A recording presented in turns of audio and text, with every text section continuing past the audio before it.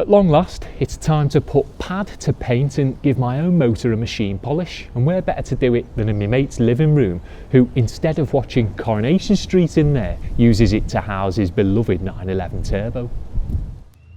So, while I might not currently have a unit or garage of my own, I do know an eligible bachelor with a nice warm living room garage, so after a bit of light persuasion to shift his shoddy 911 out the way, thought why not get mine in there to finally get to grips with the paintwork.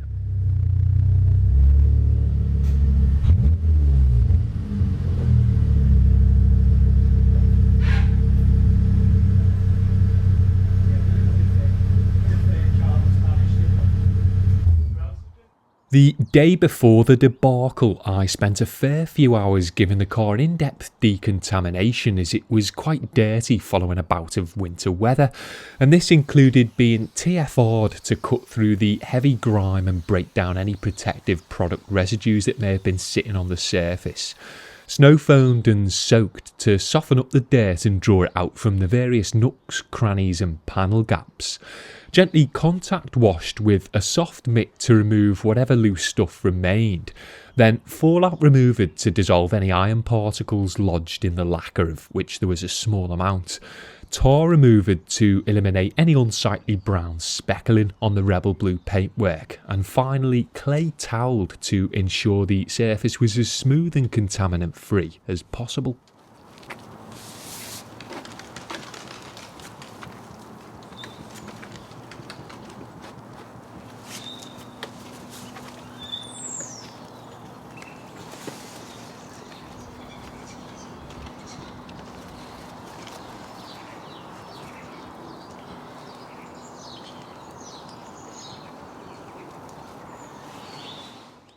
After having done all that then, sod's law, it rained the entire 10-mile journey over, which meant that by the time I arrived the car was covered in crap again, and while I should have at the very least pressure washed it down to remove the fresh layer of dirt, as it only takes one stray particle to jeopardise the polishing process, if I was to capture adequate footage for the video, just didn't have time, plus I couldn't have the car going on the living room laminate sopping wet, so had to settle for a good spritz and thorough wipe down with a detailed spray and drying towel instead, which was far from ideal and something I obviously wouldn't recommend doing prior to properly polishing a car, but such is life.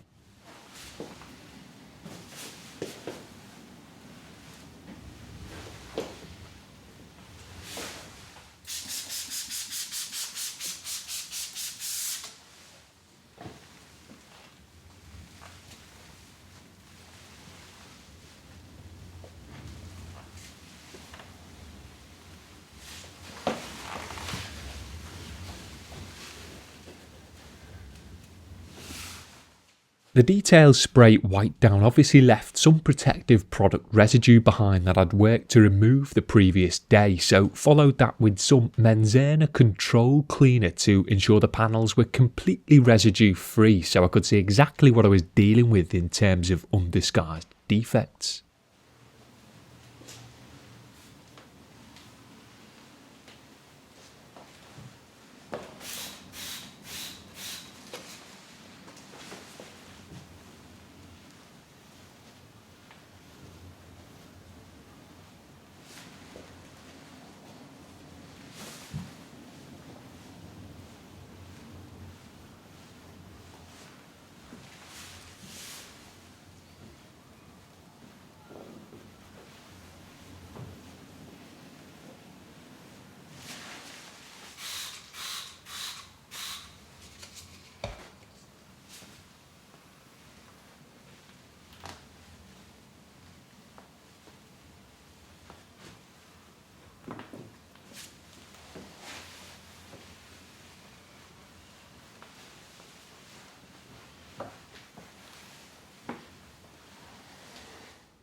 Utilising both a Scangrip iMatch 2 headlamp and a 1000 lumen Cree LED Nitecore torch, I then confirmed the paintwork was light to moderately swirled with some deeper random scratches.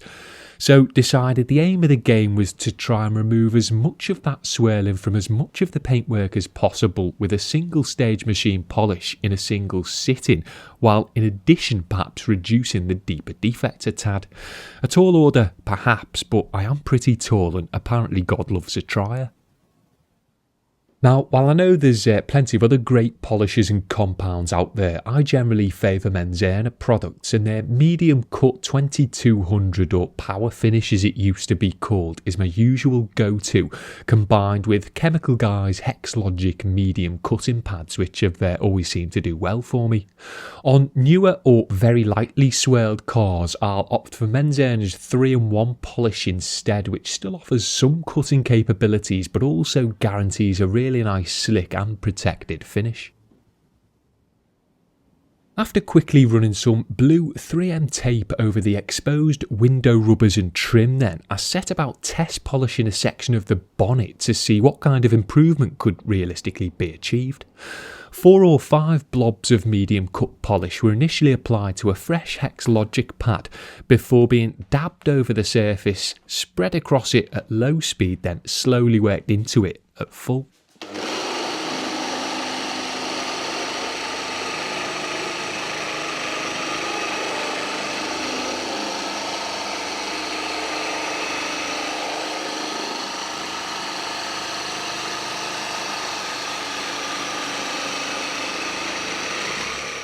Now, it's probably worth mentioning up front that this was never intended to be a professional polishing tutorial, but just rather an opportunity to share some footage of me giving my own car a once-over with a machine in between tending to other people's. I'd initially envisaged a video comprehensively illustrating a complete machine polish and subsequent protection, but it was naive of me to think I'd be able to achieve that all by myself while also trying to film the process. In hindsight, I should have just focused on getting, say, the bonnet, roof and wing corrected properly, then explain how I'd replicate that off camera for the rest of the car.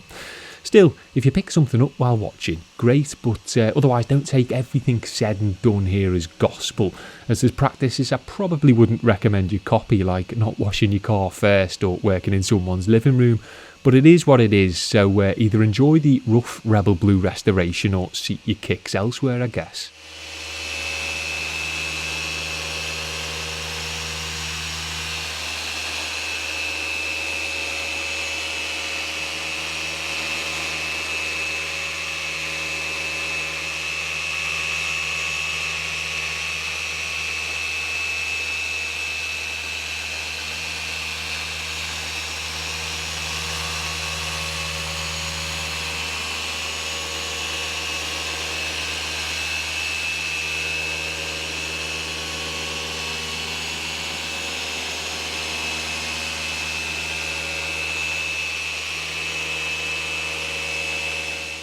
Now, I've stubbornly stuck with the Flex simply because it's more suited to the single stage polishing I generally undertake. The forced rotation helps ensure a decent level of cut while the orbital action can still achieve a fairly well refined finish, and the interchangeable backing plate system is also a big benefit as it eliminates the need to carry multiple machines. Yes, it's been around a while and is a big old brute to keep in check, especially when working at awkward angles to try and stay out the way of a camera. But it served me well, represents the best of both worlds, and so for the moment at least isn't going anywhere.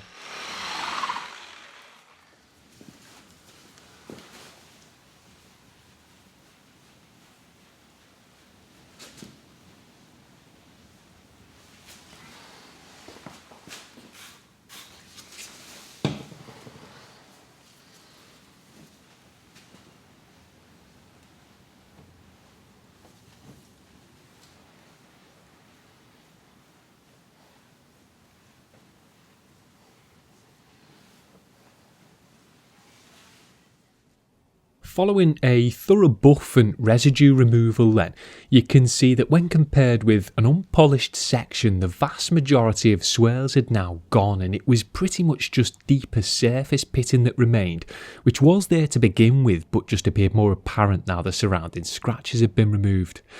As unsightly as they may look under the light, to the naked eye they really aren't that prominent, and in my mind at least they're just something you have to accept inflicting the front end of a daily driven car of this age.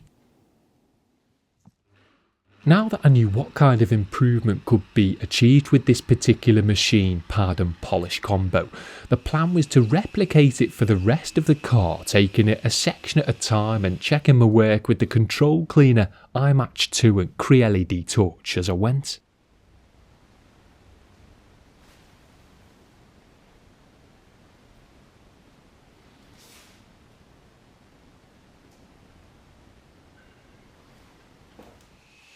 So with a single stage machine polish like this, I'm generally looking to achieve around a third to half the cutting capabilities of a dedicated compound, and the same again of a finishing polish with everything in between in one go. Now obviously without dedicated compounding or refining stages, I'm going to miss some of the heavier marks and not quite be able to achieve a super crisp, highly refined finish.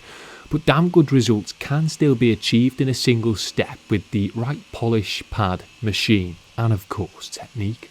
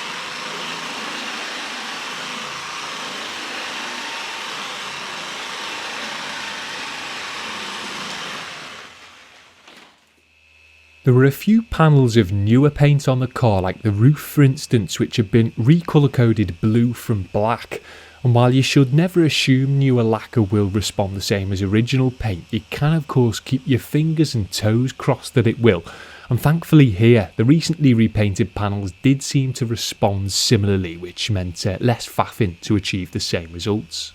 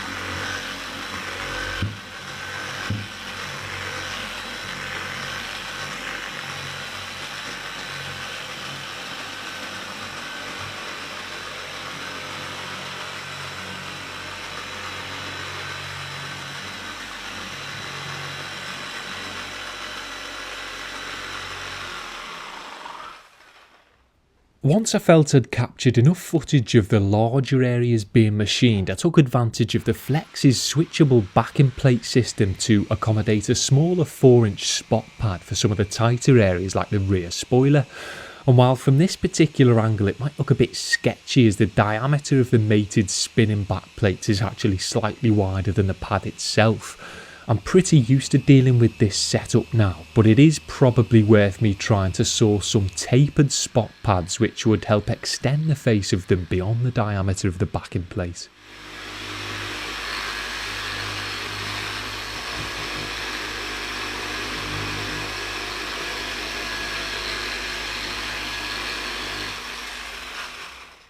A nano hybrid would also be a great addition for the tighter areas and is definitely an essential piece of kit for anyone offering full correction or complete machine polishing of the entire car, but I don't realistically have the time in one day to hybrid the nano out of all the nooks and crannies, so either hit them with the 4-inch spot pads as best I can or just get them by hand after the main panels have been seen to.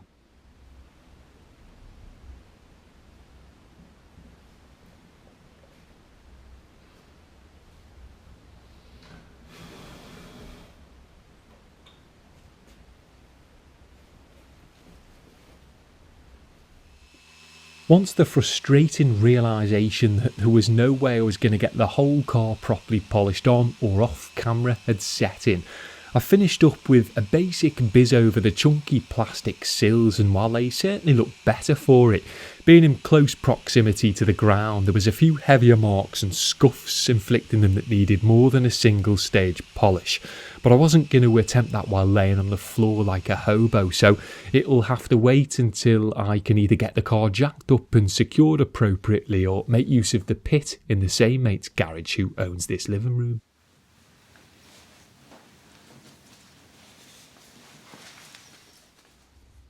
After recording what I hoped was enough footage to be able to put something acceptable together then, I decided to quickly protect the parts I had managed to give a decent polish with a quick wax to prevent them from going back outside in the nippy winter weather completely naked. Unfortunately, I didn't have the remaining battery life or memory card storage to properly capture that though, so you'll just have to take my word for it. So the not so final results were definitely a distinct improvement and pretty much represented exactly what you can expect from a single stage machine polish. Most if not all of the light and moderate swirls were now gone, with just the odd deeper scratch or pitting mark left, and to the naked eye the paintwork also now looked a lot smoother. I apologise for the distinct lack of snazzy aftershots you were probably expecting, but this one was more about joining me for the novelty of the location. Still, hopefully my efforts weren't completely in vain and it was still worth a watch. Now, once I've got the rest of it polished, I'll hopefully be making a follow-up video where I'll be talking about how to keep freshly polished cars swirl free, as the last thing you want is to be ruining your hard work with lazy wash technique. So stay tuned for that, and thanks for sticking with this one.